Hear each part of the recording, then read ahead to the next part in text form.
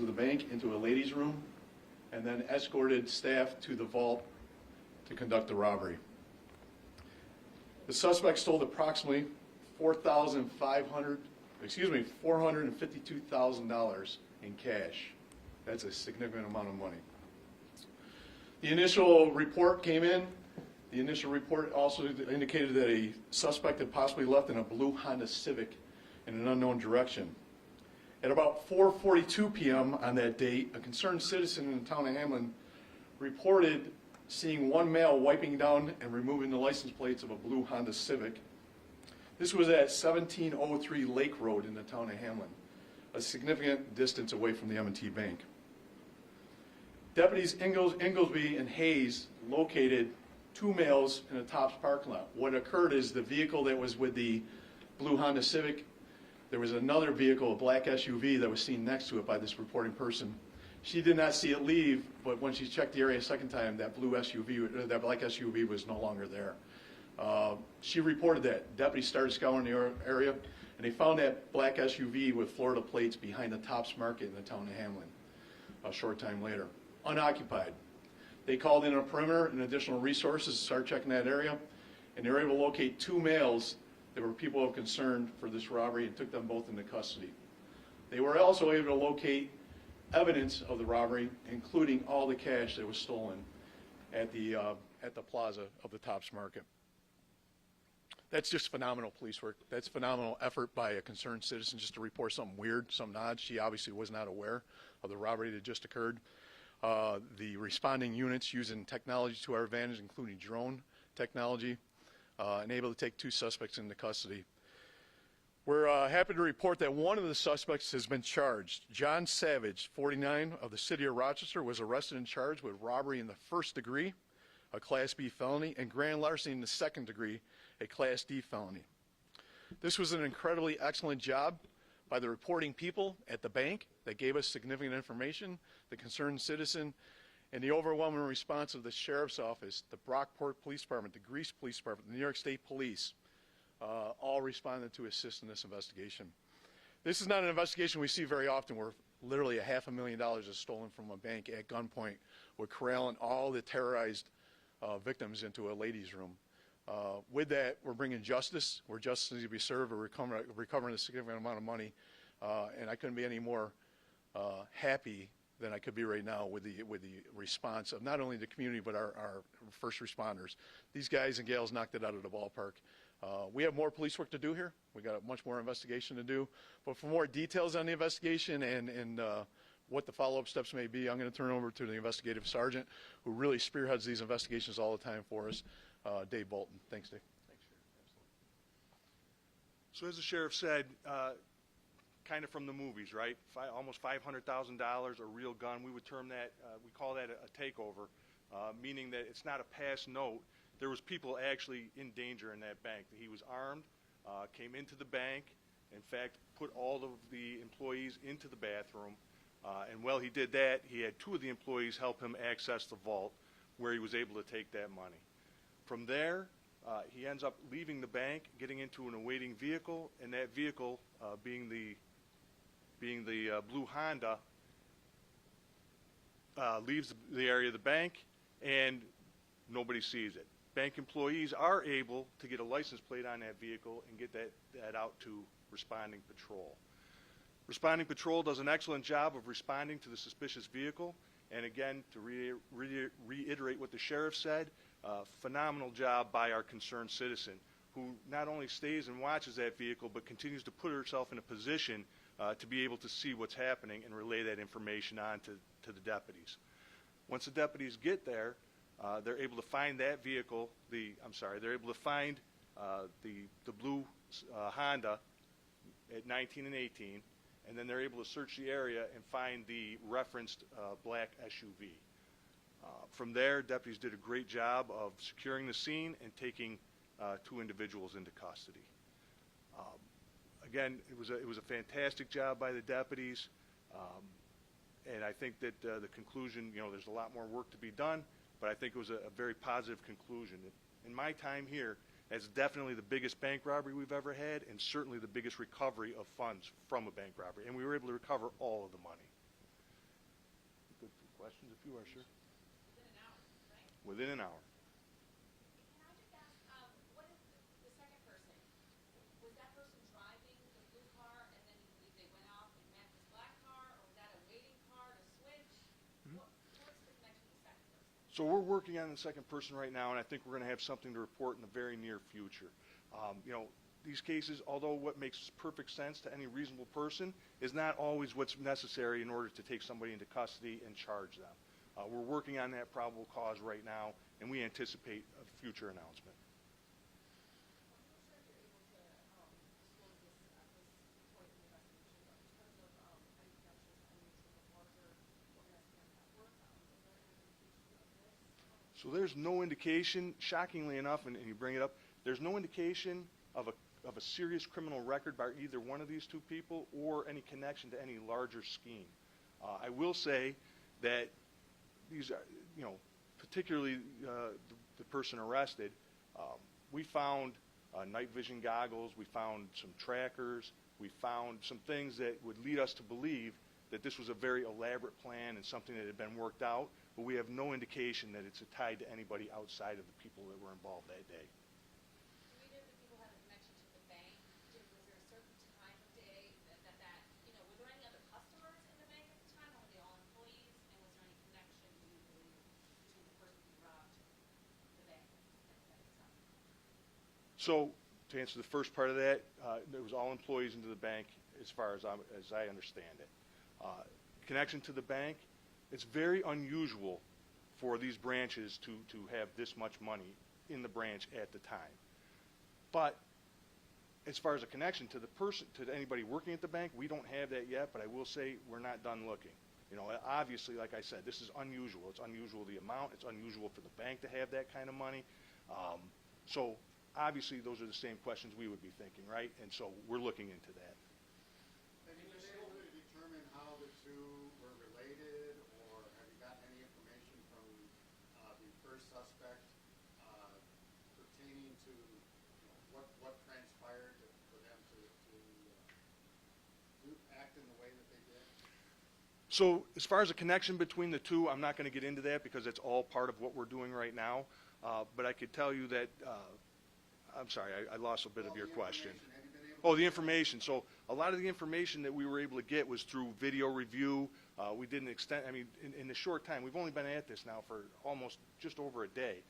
We've recovered hundreds of hours of video, and we've reached out for, you know, assistance, and we will reach out to the public for assistance. In fact, before I'm done, I'm going to give you a route and a time frame that I would like to see if anybody sees these cars in that time frame.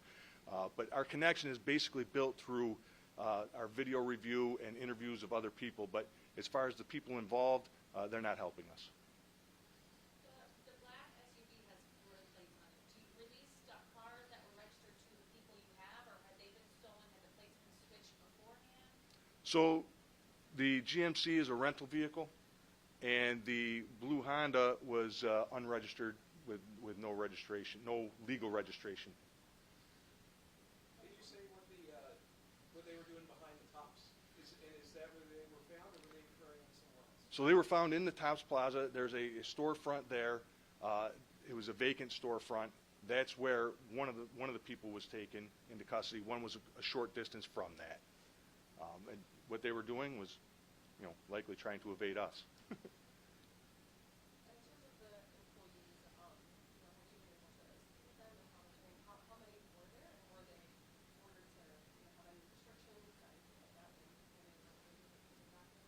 So they were ordered into the bathroom. We've spoken with them. I'm not sure that I'm willing to talk about what they've said. Again, like I said, we're still exploring all possibilities, right? Like all the possibilities. So I'm not really going to talk about what happened inside the bank. Could you talk about just what their feelings were, and were they scared? They were scared. They were terrorized. I mean, it's a legitimate, like you say, it's like the movies, and it is. Only difference here is there's real jeopardy here. That's a real gun, and that's a real scary situation, right? So of course they were terrorized. They seem to comply, right? I watch video. They seem to comply, but what choice did they really have, right? So I think that, you know, of course they were terrorized. Of course they were scared, but I think they did the right thing as well. There's not a gun charge here. Was the gun legally owned?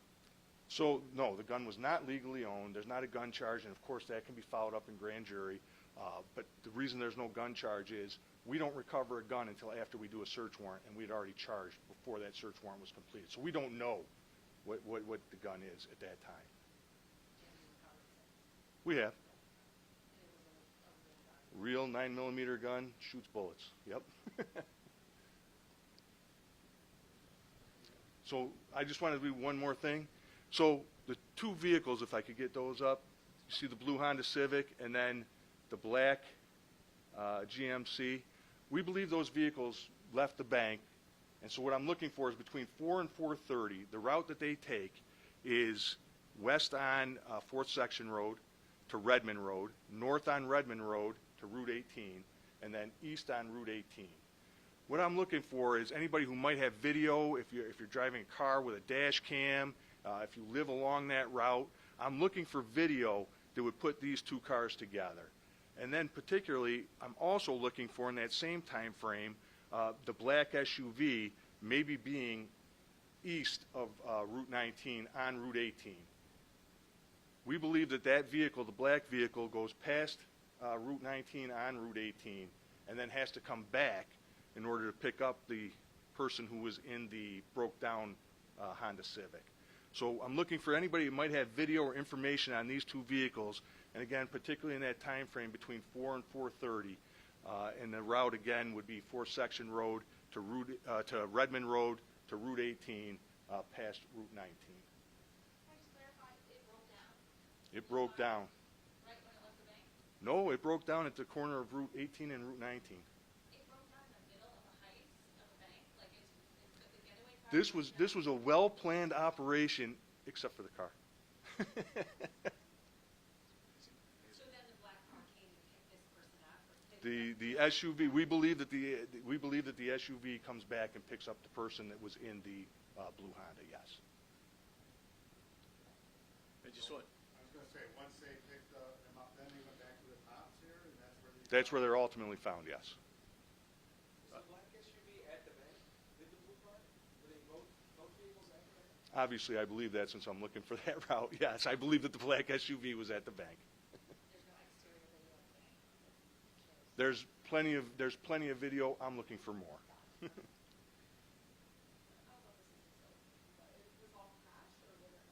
All cash.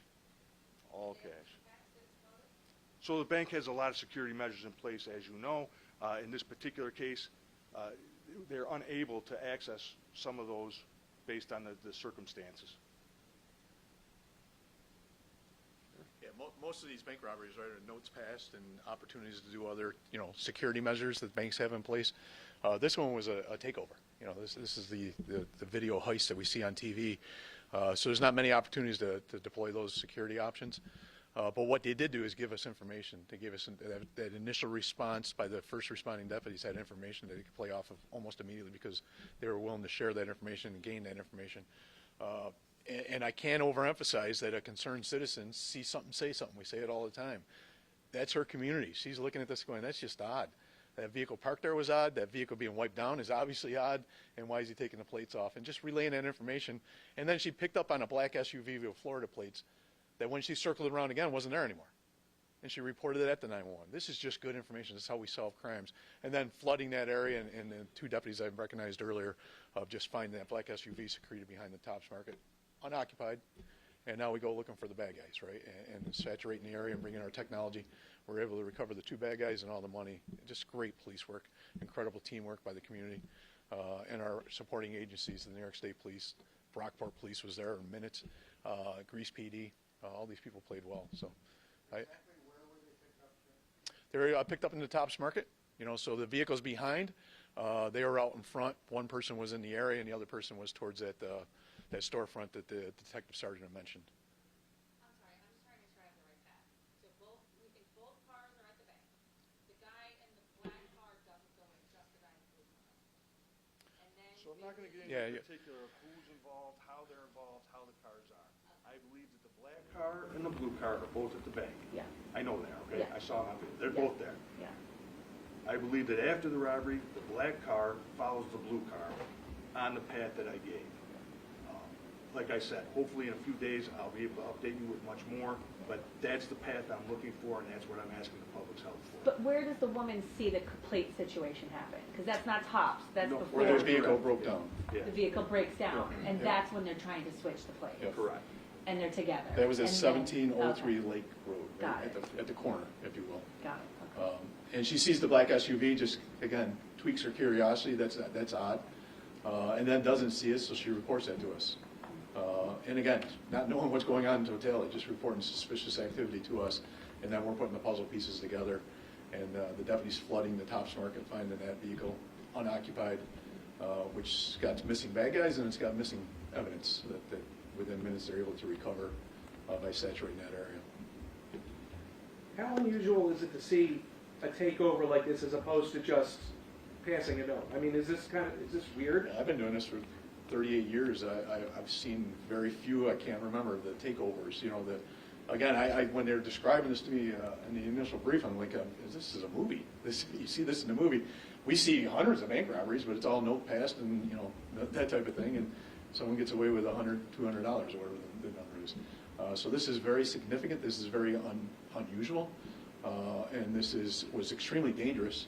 You know, when you're herding people into a ladies' room at gunpoint, and one of those people could do something that might jeopardize all of them, or he can, you know, get very nervous, or another citizen can walk in the door at the same time and change the whole dynamics in a second. And you're sitting there thinking, I'm just coming to work today, working at the bank, I don't want to die. I'm sure that's running through people's minds at this point. You know, it was significant. Do you know if there are any counseling going on with the employees? So we offer our victims assistance. I don't know if I want to say the ladies by name, but I don't know if they've been out yet. Yes, our victim assistants have reached out. Absolutely.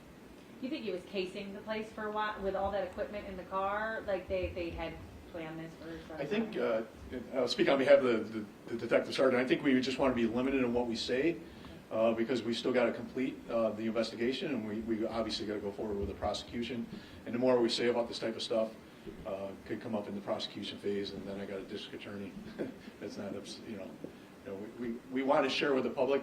We want to share great police work, obviously. We want to share with the public that was a significant robbery that occurred in the town. But more importantly, we want justice, and so we got to be limited in what we say to make sure we get justice. Now, the second person was picked up though, right?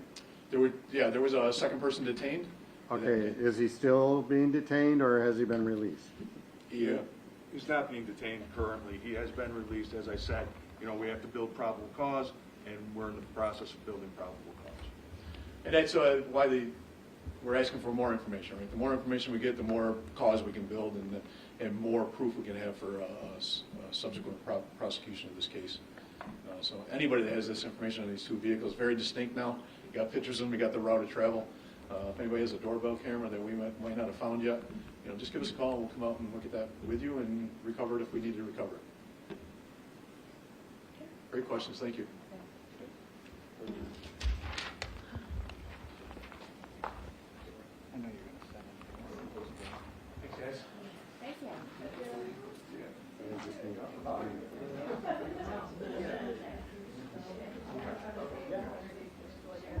Yeah, just the one in the bank, the suspect.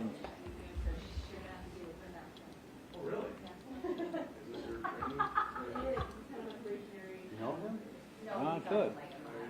Are you We're gonna have her email them out. how fast can you work? No, we don't know that part. She's interested. I'm just wondering if she can do a foot chase, certain elected officials down the street. Don't worry, careful, man. You can hang over here, don't worry.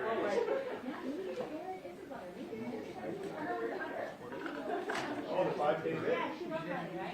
Oh, 100%. They'll get me on. Thanks, guys. Great to see you.